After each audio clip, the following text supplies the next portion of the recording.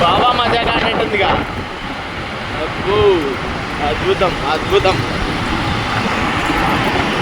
ఇక్కడేమో wow wow wow wow.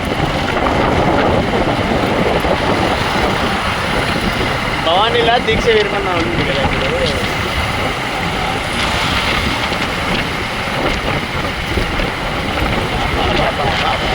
ఏమన్నా ఉందా ఏమన్నా ఉందా ఏమన్నా ఉందా? బాబా చూడు లోపల ఎలా పెట్టాడు. మొన్న వచ్చినా నేను అప్పుడు రెడీ చేస్తున్నారు.